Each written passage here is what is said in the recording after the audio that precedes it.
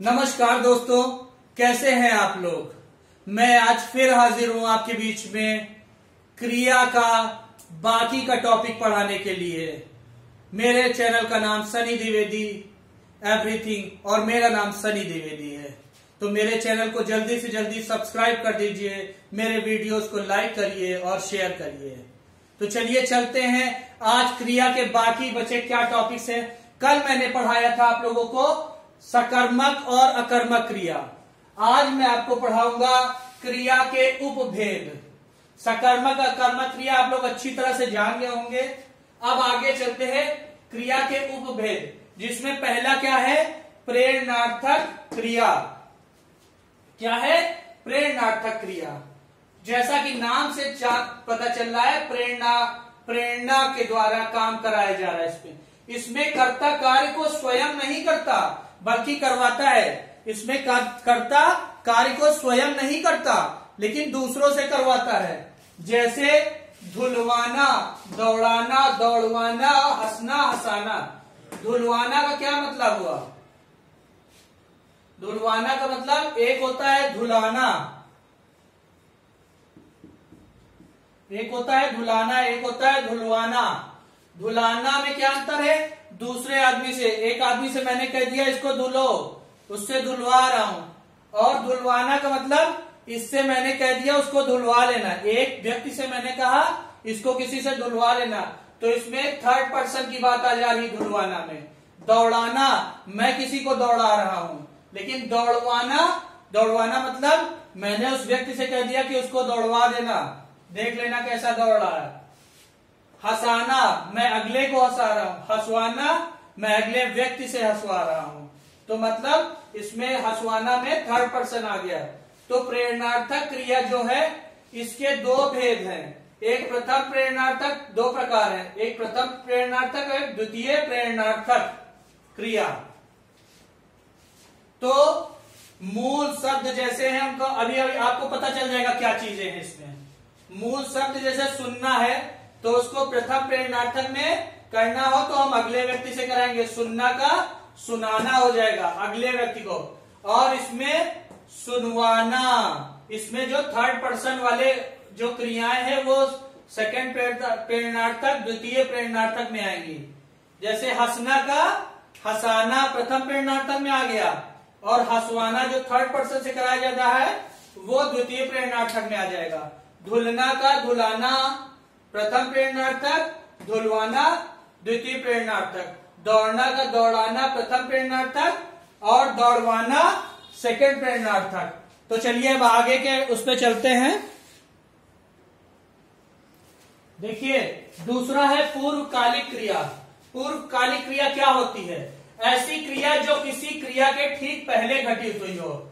ऐसी क्रिया जो किसी क्रिया के ठीक पहले घटित हो। उसमें सीधा सीधा ये जो आपका नाम है पूर्वकालिक क्रिया, तो इसका मतलब ये है कि पहले घटित हुई क्रिया। तो जैसे उदाहरण से आपको समझ में आ जाएगा, खाना खाकर गए, चाय पीकर गए, काम करके गए। जैसे पहला उदाहरण देखिए, मोहन खाना खाकर जाता है। जाता है एक लगी है क्रिया, उसके पहले जो ठीक घटित हुई खाकर जाता है, तो खाकर ये क्या हो गई? पूर्वकालिक। ठीक है, ये क्या हो गई? पूर्वकालिक क्रिया। अब क्या लिखा? वह चाय पीकर गए। गए क्रिया थी लेकिन पीकर गए ये ठीक पूर्वकालिक, ये पहले हुई पूर्वकालिक हुई क्रिया। तुम अपना काम करके निकलो। निकलो एक क्रिया थी, उसके ठीक पहले क्या हुआ कि करके निकलो, तो ये भी पूर्वकालिक हुई।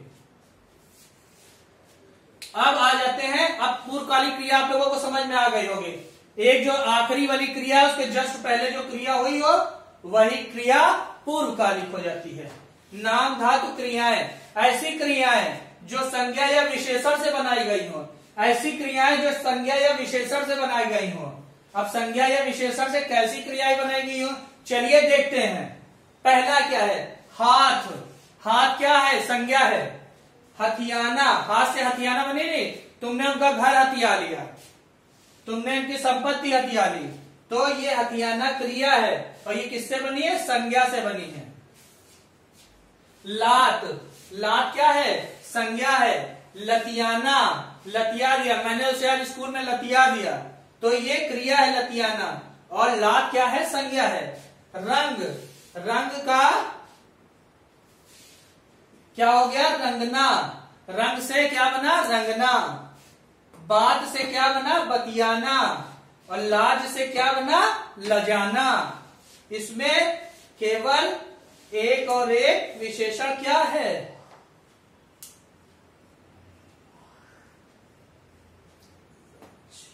लाज, लाज जो है ये हमारा विशेषण है। क्या है? विशेषण है। तो लाज से लजाना बन गया। ठीक है, चलिए अब आगे चलते हैं। आगे की क्रियाओं, 3 क्रियाएं आपकी हो चुकी हैं। अब चलते हैं संयुक्त क्रियाएं पे। संयुक्त क्रियाएं क्या होती हैं? संयुक्त क्रियाएं जिसमें लिखा है, जिसका नाम है संयुक्त, मतलब 2 क्रियाएं हुई है लगभग। तो इसमें देखते हैं, एक से अधिक धातुओं या क्रियाओं के योग से बने, एक से अधिक धातुओं या क्रियाओं के योग से बनने वाली क्रियाएं क्या होती है? संयुक्त क्रियाएं होती है। पहला, जैसे उदाहरण पहला देखिए क्या है, अभी आपको पता चल जाएगा।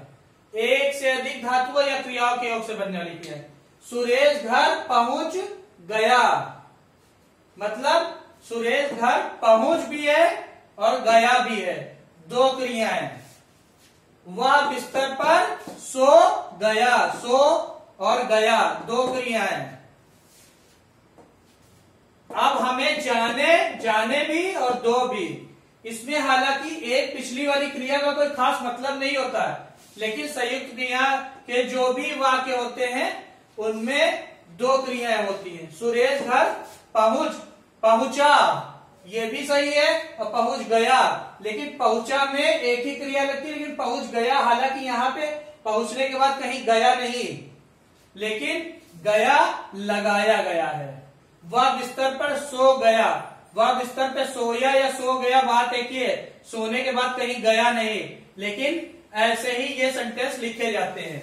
अब हमें जाने दो, जाने, जाने के बाद कुछ देना नहीं है, दो का मतलब कुछ मांग नहीं रहा है, लेकिन ये वाक्य ऐसे ही लिखे जाते हैं। इसमें 2 क्रियाएं यूज होती हैं, 2 क्रियाओं के योग से बना है संयुक्त क्रियाएं।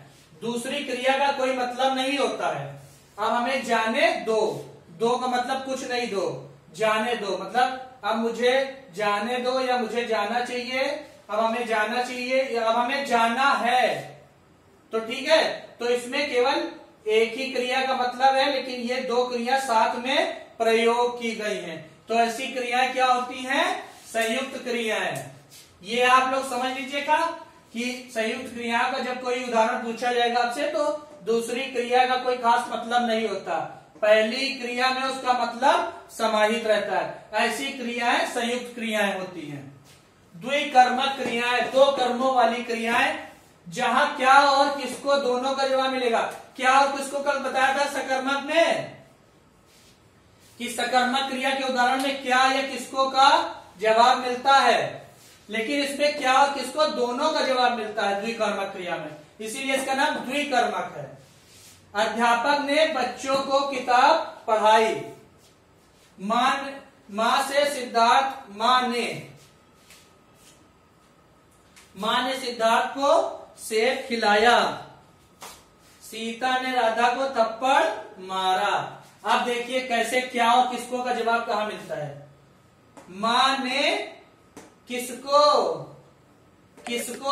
सिद्धार्थ को क्या खिलाया? सेब खिलाया। देखिए क्या और किसको दोनों का जवाब मिल रहा है। अध्यापक ने बच्चों को, किसको? अध्यापक ने, इसका क्वेश्चन अगर होता, प्रश्न बनता तो क्या होता? अध्यापक ने किसको क्या पढ़ाई? अध्यापक ने बच्चों को किताब पढ़ाई। दोनों चीजें आ रही, क्या और किसको? सीता ने राधा को थप्पड़ मारा, सीता ने किसको क्या मारा? सीता ने राधा, किसको का जवाब ये है राधा है, और क्या का जवाब थप्पड़ है। सीता ने किसको क्या मारा? सीता ने राधा को थप्पड़ मारा। अध्यापक ने किसको क्या पढ़ाई? अध्यापक ने बच्चों को किताब पढ़ाई। माँ ने किसको क्या खिलाया? माँ ने सिद्धार्थ को सेब खिलाया। क्या और किसको दोनों का जवाब मिल रहा है? ऐसी क्रियाएं जिसमें क्या और किसको दोनों का जवाब मिले वो द्विकर्मक क्रियाएं हैं। सकर्मक क्रिया क्या होती है? सकर्मक क्रिया वो क्रिया होती है जिसमें क्या या किसको का जवाब मिले, एक जवाब मिलता है।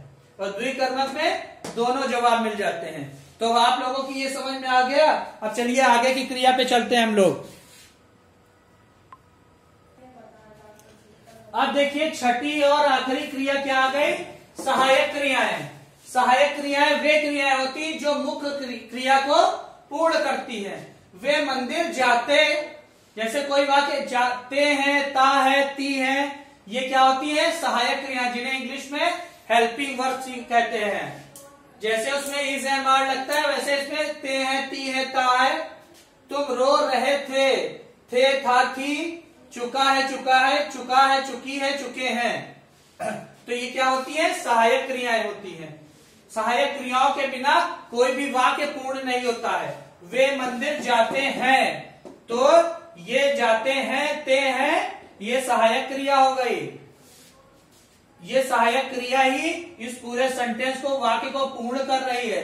तुम रो रहे थे, रहे थे ये सहायक क्रिया हो गई।